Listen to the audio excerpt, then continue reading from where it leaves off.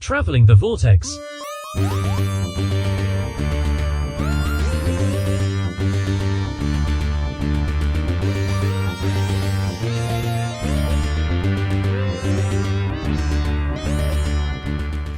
We've joined the Doctor as he travels the Vortex.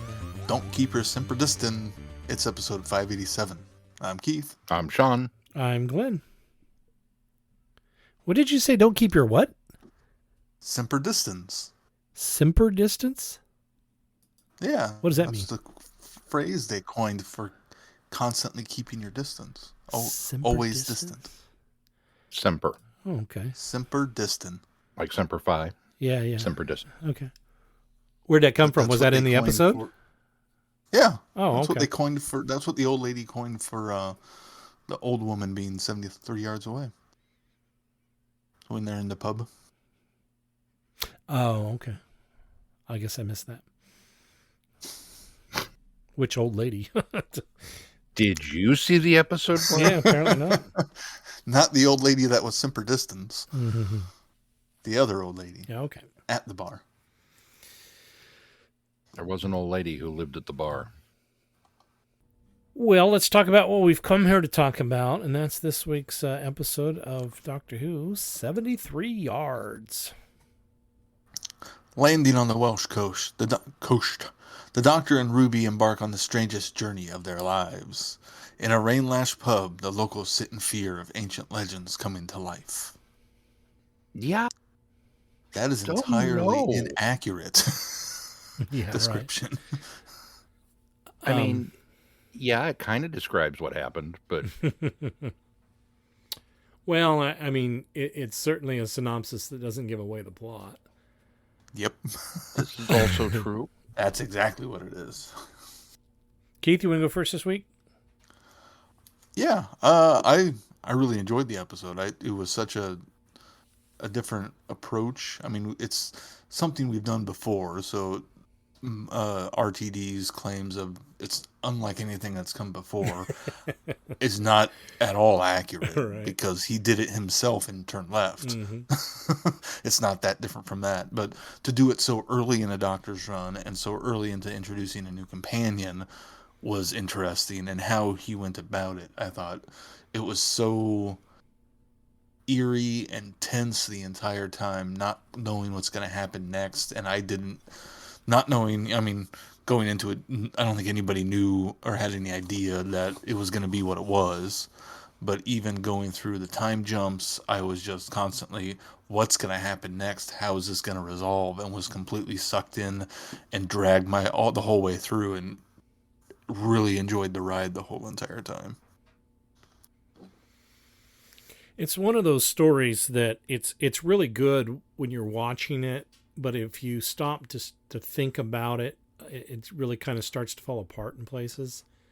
I'm like you. I was really engaged in it. I thought it was quite suspenseful for a lot of it, especially at the beginning in the pub when they're all pranking her.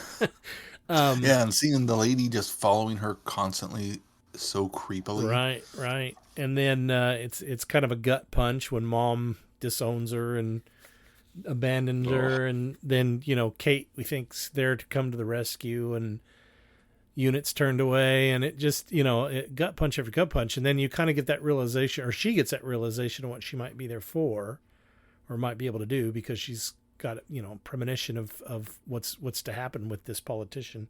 What do they call him, Nuclear Jack or Mad Jack or whatever? Mad Jack, yeah. And the fact that it takes so long for her to even get to that point is almost heartbreaking.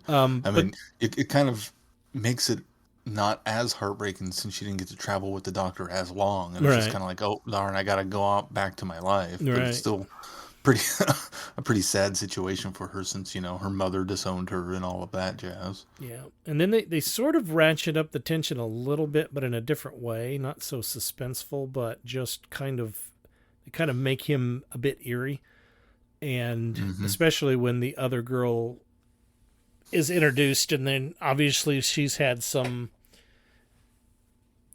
interaction with this guy that kind of makes you feel uncomfortable.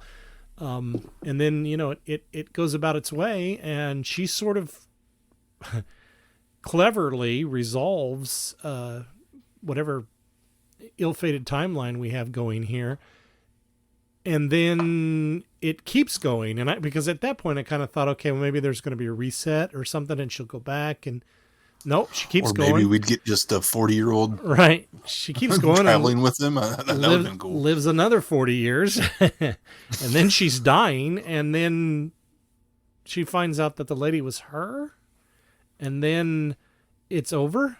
And well, then they go back and everything. And she fixes it. It becomes a bootstrap paradox. Well, it doesn't, because he doesn't break the fairy circle the second time, so that resolves that. But then it's over, and I thought, oh, that was pretty good. And then I thought, well, wait a minute, where did the Doctor actually go? Did she run him off? The thing started already without the theme song, which hasn't ever happened the way that it happened this time. Did she run the theme song off?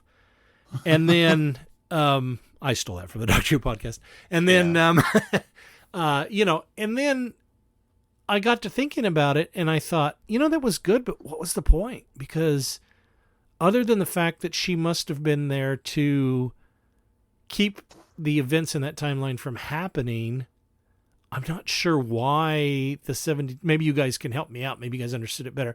I'm not sure why the 73 yards was a necessity. I don't know how she mystically was staying 73 yards away from herself, if it was indeed her older self. And I'm not entirely sure why or how it was happening. I'm not sure why people were running away after they went and engaged the woman at 73 yards. And so I kept thinking, well, there's a lot. And I like a story that leaves you with some, mystery. But I think there at least needs to be a bit of a trail in order to get you at least to a point where you can, come to your own conclusion of what maybe was happening. But I can't even get that far because I have no idea what was happening. So I'm making it sound like now I'm tearing this episode apart. I guess maybe I'm picking it apart a little bit, but I really did enjoy it. And I think Russell is able to craft a really atmospheric story, but I just think that it has a lot of holes. Yeah, it's a really good story, I think, but I don't know if it works as well as a Doctor Who story.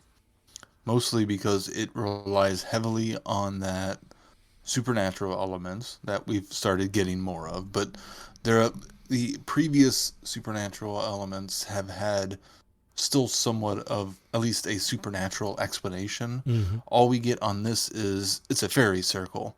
And if you don't know the lore of Welsh fairy circles, you're in the dark. Mm-hmm. And I don't know the lore of it, and I haven't gone to look them up. So I'm assuming a lot of what happens and why it happens is pulled out of that lore. But unless you kind of know that, I don't think you can really walk away with much answers as to the hows and the whys of this story. Yeah, we know from, what was it, that Torchwood episode, Small Worlds, I think is what it was called. And Jack was talking about fairy circles and how fairies were from the dawn of time. So we've had fairies and fairy circles at least adjacent Doctor Who before, but that wasn't enough. That even wasn't enough to give me enough information to, have that lore background. Sarah Jane Adventure one with Clyde, but it didn't really give us much of that explanation either. Yeah, exactly. So, Sean, what'd you think? I'm of two minds on this one, because like you guys, I really liked it. At least as I think I really liked it. And like you guys, I don't know that I understood it. And the harder I try to understand it, the more I worry that the whole thing is going to completely unravel. Mm-hmm. I think this is an instance where less was probably more. I don't think we needed the paradoxical nature of old Ruby suddenly becoming the old woman. If it had just been supernatural, You stepped in the fairy circle, you released Mad Jack, he took the persona of the incoming PM because that was the last thing that had been discussed. And as he escaped, he banished the Doctor to some other realm. And Ruby had to go through all of that stuff with this mysterious herald. And then at the end, you fixed it. Okay. I'm good with that. Just leave it right like that. And more than anything, the line that cements that for me comes from Kate when she says unit was founded to, investigate and combat the extraterrestrial and occasionally the supernatural, which we seem to be doing more and more of late. Well, and she And does say, and now the supernatural. So and now the supernatural. She's acknowledged that it's a recent occurrence. And so that, to me, for all those that are in doubt as to why has Doctor Who gotten this way, well, because it's on purpose. There is a plan here. Other people in universe have noticed, so you're not alone. Just stick with it. I really appreciated the fact that so early, you look at this new season and in theory, all these new viewers on Disney Plus, and we've gotten the very goofy, silly kitty type episode with Space Babies. We got the historical with the Devil's Cord. We got a hard sci-fi with Boom, and now we've gotten the pseudo horror, the supernatural horror film. So it's kind of stepping its way through all of the different genres that Doctor Who can be, and I think that's cool. But I just the more I try to explain the paradox to myself, the more I come back with, yeah, see, now I have questions. Because, I mean, you couldn't have done it with just Ruby being Ruby. It had to be old Ruby. Because from 73 yards away, if it was Ruby looking like Ruby, everybody would have commented, well, that looks just like you. So it had to be an old woman. It had to be, there had to be some sort of metamorphical change there if you're going to do it that way. But then what power did she have? Why did she gain this ability? What was she telling people? Was she just being brutally honest with them? Ruby has to save the world and we're all going to die unless this happens. Run away. Don't talk to her. Don't interact with her. She has to do this on her own. I mean, I guess maybe I could buy that, but at the same time, they seemed really combination freaked out and disgusted by her. Yeah. And I don't believe that her mom would have reacted that way unless some bigger force was at play. It's like, okay, so it wasn't meant for us and it was supernatural. All right, I'll buy that. But what about, and it just kind of keeps coming back as, so yeah, I liked it, and yet I don't know that it worked. And even Ruby at the end of it is theorizing as to why all of this has happened and why she had to stick around. She doesn't truly know that getting rid of the Prime Minister was truly the reason why, because obviously it didn't fix things right away. It didn't zap her back and bring the Doctor back, as we see her go back to the TARDIS as an old person. There's nowhere in the story where it gives really sufficient answers as to how or why things happen.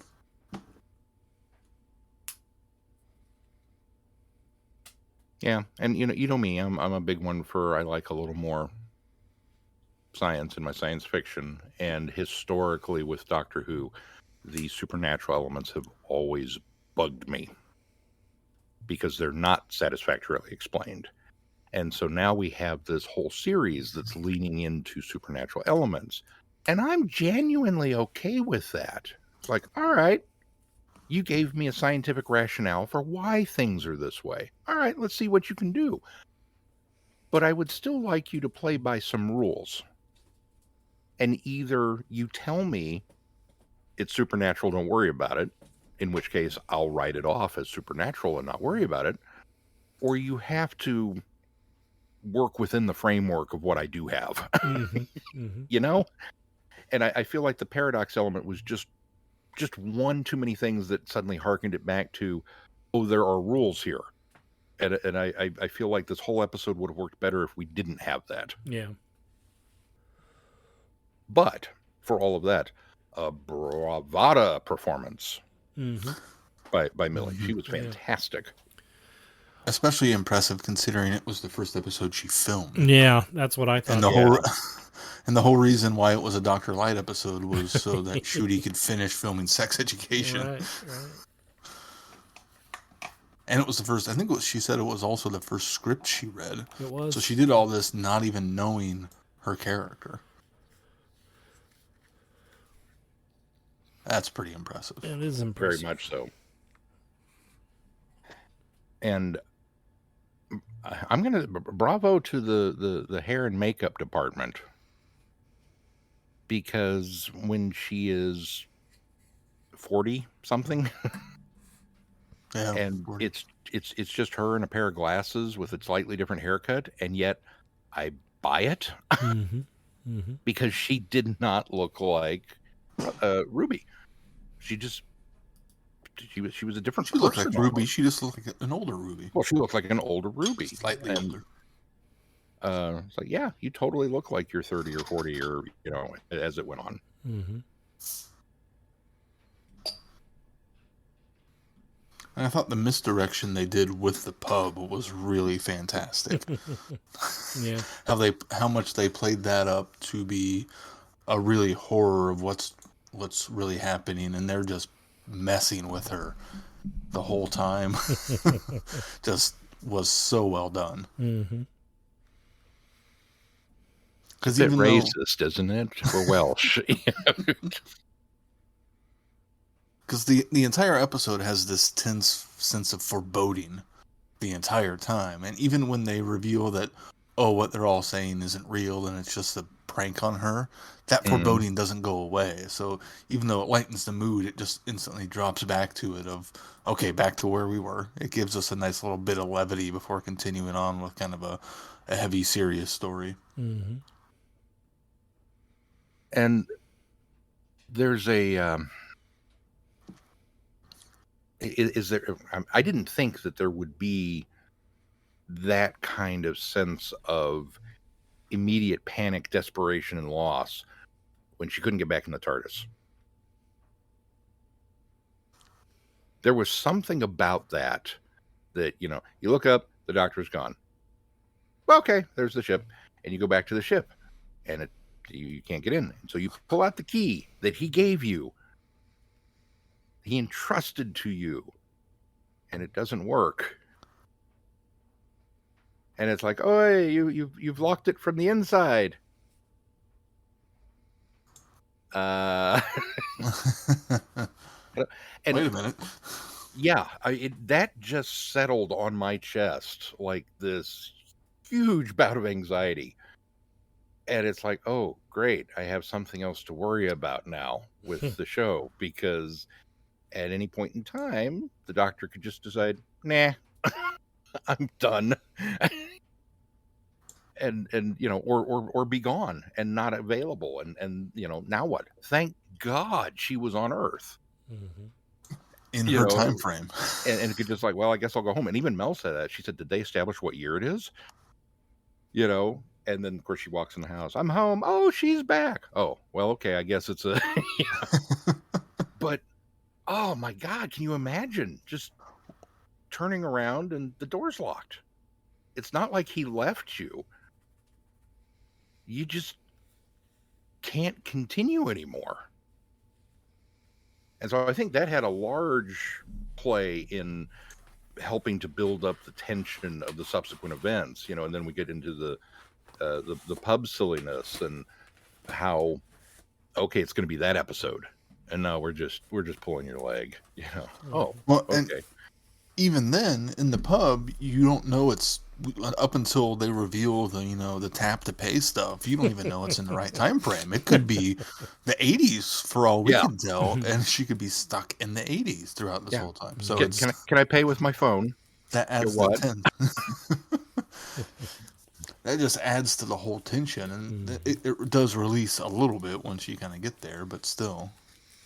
Well, and I definitely, when she got to the pub, I don't know if the rest of you did. What was the one that we listened to where the Doctor and Charlie were in a pub? I think it was Charlie.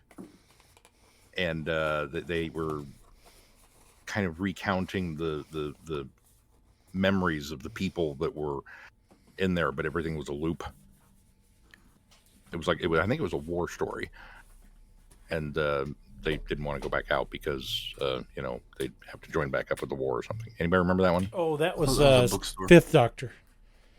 Fifth Doctor story. Fifth yeah. Doctor? Yeah, it was one of the ones that tied into when we were doing Time Lord stories. I can't remember the name of the box set that was, but yeah, that was a Fifth Doctor story. Well, it kind of reminded me of that. And I almost thought, I wonder if we're going to... I almost wonder if we're going to do that, as another retelling. But then it went a different area, a different direction again. So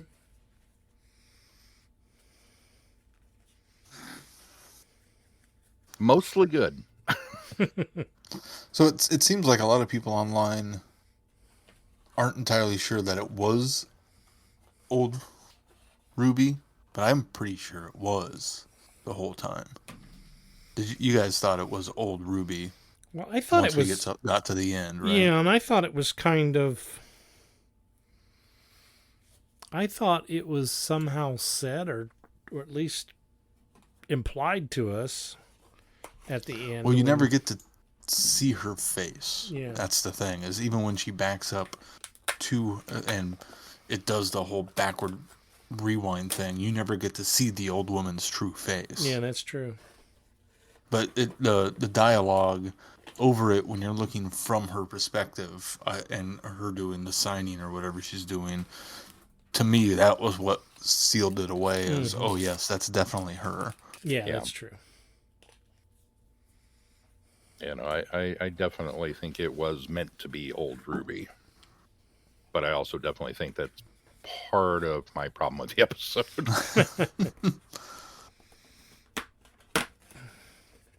It does certainly fix a little bit, like what you were talking about, Sean. If it wasn't her, it does help a little bit, but not a lot. Yeah. Well, what else I about don't know. this? Anything else? I'm just stuck on that. Why? It's clearly an episode not to be deeply analyzed. Yes, for sure. Well, and you wind up with, so it's not a bootstrap paradox because he didn't break the circle the second time around. So it wasn't necessarily meant to happen.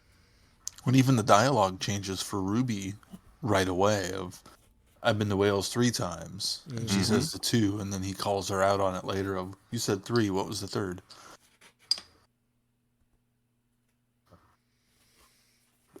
Yeah, I don't know. Well, there's still more Doctor Who to come, so maybe we'll tie back in and then we'll get more answers about it, or maybe not. Maybe it'll just be left as is. Do we want more answers on this one? Maybe not. I mean, I'm not saying that. No, I'm not sure. I'm not sure I do. I at least as much as was left unanswered in this, I don't know that I need the answers to it either. So I think if they're not going to answer it in the episode, we don't need to revisit it. Yeah, that's true. Well, Sean, what do we got coming up with the schedule? More Doctor Who. And the adventure continues. The adventure continues. Did you guys hear the alternate title for this upcoming episode? One of them was in real life, or IRL was one of them. Yeah, IRL and monsters everywhere. Monsters everywhere, yeah. That title just makes me laugh. Which one did they go with? Dot and Bubble. Dot and Bubble. Oh. Really? Which, seeing the trailer, it makes sense. Yeah, I I was gonna think. say, I think it'll I make mean that a lot and more sense. IRL makes sense, but Yeah, I think it'll make a lot more sense when we see it. But I kind of wish Dot and Bubble or Monsters Everywhere would wound up being the title. well, you can find us at our website, travelingthevortex.com. If you get any value out of this podcast, why not consider putting some value back into it by clicking on that Patreon link and support us there. And also, please consider giving us a 5-star review wherever you subscribe to this podcast. Anything else we need to touch on before we close this one? Make sure you let us know your thoughts. Until next time, I'm Glenn. I'm Sean. I'm Keith. Cheers. Good night, everybody. Be seeing you. Thanks for listening. You have been listening to Traveling the Vortex. Doctor Who and all of its associated programs are owned and trademarked by the BBC. No infringement is intended or implied. Direction point! Direction point! A Doctor Who podcast network.